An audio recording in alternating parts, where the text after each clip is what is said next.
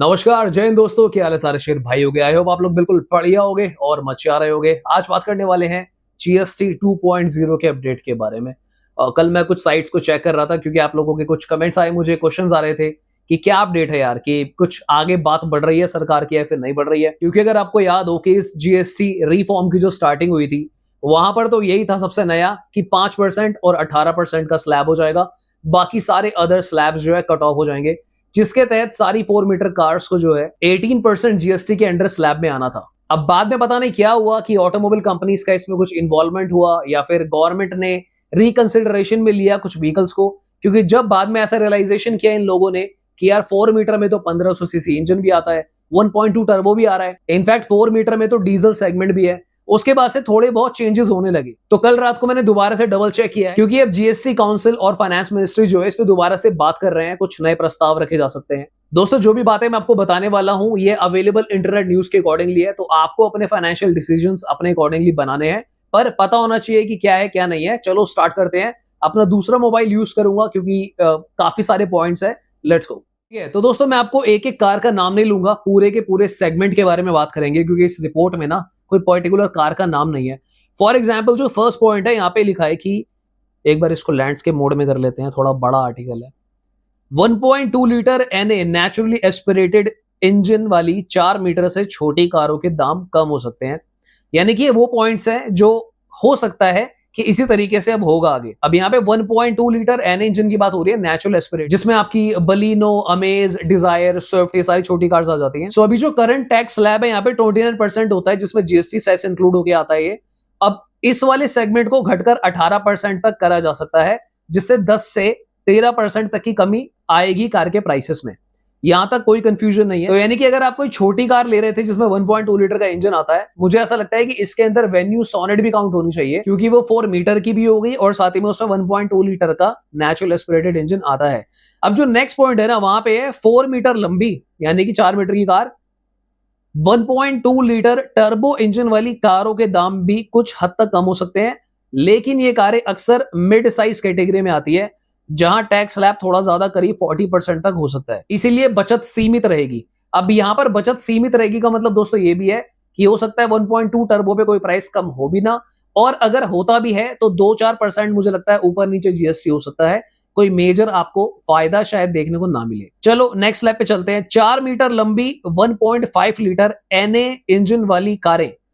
अब 4 मीटर लंबी 1.5 एनए में तो आज की डेट में देखो आपको क्या मिल रहा है, ब्रेजा ही मिल रही है, यहाँ पे उसी की बात हो रही है।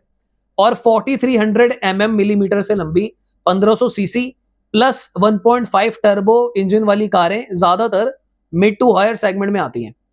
तो यहां पर इनके कहने का मतलब ये है कि चाहे 4 मीटर की 1.5 लीटर वाला इंजन हो, जैसा ब्रेजा में हो रहा है, 4 मीटर की कार है, 1.5 लीटर का इंजन है, या फिर 4300 की कार जहां पे आपकी आती है क्रेटा, ग्रैंड विटारा, इनमें भी 1500 सीसी मिलता है, तो इनको हो सकता है एक तरीके से ही काउंट करा जाएगा। इनफैक्ट जो क्रेटा में 1.5 टर्बो आता है वहां पर भी ये इसी सेगमेंट में जाएगी। इन पर लगने वाला टैक्स 40% का होने की उम्मीद है, इसीलिए इन कारों के दाम में कोई खासा कमी नहीं होगी। अब दोस्तों इनफैक्ट अगर आप ये आर्टिकल भी देखोगे ना, तो इन्होंने यहां पर ये नहीं लिखा हुआ है कि रेट कम हो ही जाएंगे या फिर रेट बढ़ जाएंगे, क्योंकि मैंने अपनी प्रीवियस वीडियो में कहा था कि ये एक प्रपोजल है, इसको पास नहीं करा गया है अभी तक, यानी कि ये officially as a law announce नहीं हुआ है, क्योंकि काफी सारी जो फाइनेंस मिनिस्ट्री, जीएसटी काउंसिल के लोग हैं, ये अभी भी इस पे बैठक कर रहे हैं। एक बार अगले सेगमेंट पे भी चलते हैं, फिर खुल के बात करेंगे।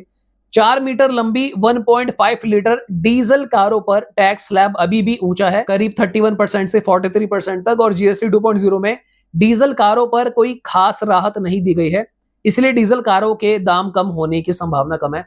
ये तो मुझे भी लगता है दोस्तों कि डीजल पे कुछ खासा फर्क नहीं पड़ेगा। इसके बाद जो पांचवा है वो है 4300 मिलीमीटर से लंबी, यानी कि दोस्तों क्रेटा डीजल हो गई या फिर आपकी सेल्टोस डीजल हो गई, इस ये वाली सेगमेंट, और इसके ऊपर जो भी कार्स आती हैं ये सारी प्रीमियम कैटेगरी पे जाएंगी। इन पे ऑलरेडी 43% का टैक्स लगता है, इस पर भी कोई बड़ा जीएसटी छूट मिलने की उम्मीदें नहीं है।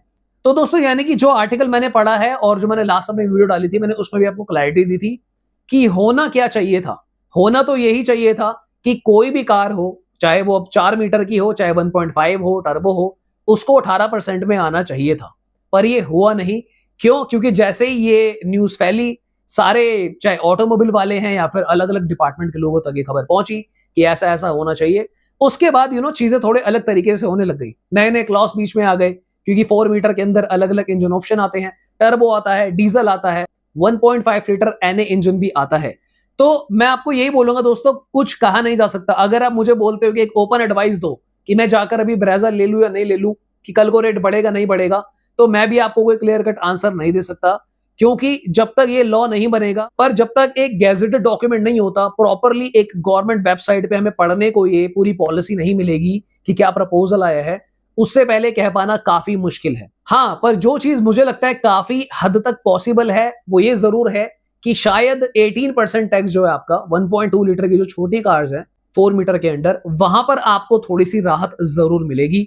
मैं चाहता तो यही हूं कि ब्रेजा 1.5 में भी कुछ नहीं तो यार कम से कम 7-8% तक ही कम कर दो। अब वहां पर सेस ज्यादा लगता है, तो थोड़ी जीएसटी में भी अगर राहत मिल जाती है तो भी कंज्यूमर का भला हो जाएगा, बट अभी कुछ क्लैरिटी के साथ नहीं कहा जा सकता। तो मैं आपको ये बोलना चाहूंगा दोस्तों कि करंटली जो भी लोग इस टॉपिक पे अगर कोई वीडियो बना रहा है और आपको वो क्लियर कट बोल रहा है कि इस पे इतना पैसा घटेगा ही घटेगा या फिर इतना पैसा बढ़ेगा ही बढ़ेगा, तो ये 50-50 प्रोबेबिलिटी है, इसमें कोई कंफर्म नहीं है कि ऐसा ही होगा। सो मेरे अकॉर्डिंगली अगर आप कोई 1.2 लीटर की कार लेने की प्लानिंग कर रहे हो जो 4 मीटर कैटेगरी में आती है, यानी कि छोटी कार है, तो आप रुक जाओ तो ज्यादा समझदारी है। वहां पे चांसेस जो है, प्रोबेबिलिटी 75 से 80% तक अश्योरेंस है कि उनके प्राइसेस शायद कम हो जाएं।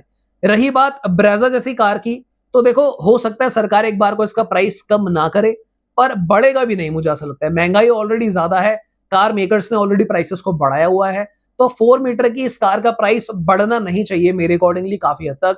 हालांकि देखो अगर सरकार बढ़ा दे तो क्या ही कर सकते हैं, नोटबंदी भी सरकार ने कर दी थी तो भाई हमने क्या ही कर लिया, हम तो क्लोजेस्ट प्रोबेबिलिटी बता सकते हैं कि क्या है। पर दोस्तों 4300 mm और उसके ऊपर की जो कार है ना, वहां पर रेट जरूर बढ़ सकता है, क्योंकि उसको लग्जरी एंड सिन आइटम्स के अंदर मुझे लगता है सरकार डाल सकती है, क्योंकि वो सेगमेंट भी बड़ा हो जाता है, तो वहां पर सबसे ज्यादा खतरों के बादल है। ऑलराइट गाइस, ये थी आज की वीडियो। मुझे लगता है थोड़ी सी क्लैरिटी आपको आई होगी। जैसा मैंने आपको वीडियो के शुरू में बोला था, आपका फाइनेंशियल डिसीजन है, आपको लोन कराना है, अपने आप समझदारी से फैसला लें, तो उसी में ज्यादा समझदारी हो। Okay, so thank you so much for watching guys. You can share this video with someone जिसके साथ आपको शेयर करना हो, और मिलते हैं दोबारा। Bye bye, take care.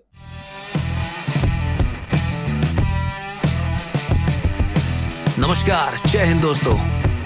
I hope सारे शेयर बढ़िया होंगे।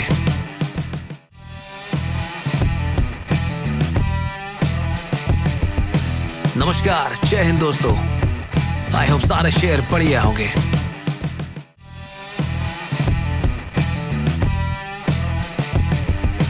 नमस्कार, जय हिंद दोस्तों। आई होप सारे शेयर बढ़िया होंगे।